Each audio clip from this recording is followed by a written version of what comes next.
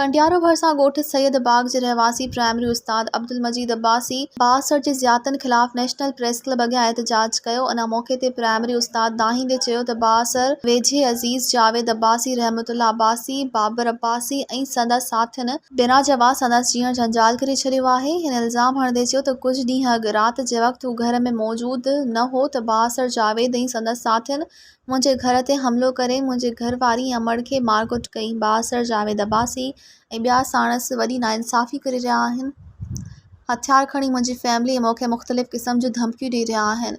अहिड़े ज़ुल्म ख़िलाफ़ हिन DSP कंडियारो खे लिखत में दरख़्वास्त ॾिनी। हिन चयो, मां हिकु उस्ताद आहियां, धमकियुनि सबबु हू सख़्तु परेशान आहियां।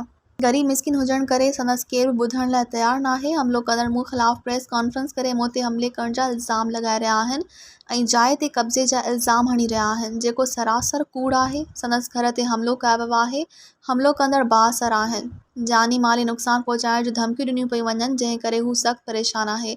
हिन सिंध जे वॾे वज़ीर सैयद मुराद अली शाह, IG सिंध, DIG शहीद बेनज़ीराबाद, SSP नौशर फ़िरोज़, DSP कंडियारो समेत वस वारनि खां मुतालबिक़ त नोटिस वरितो वञे।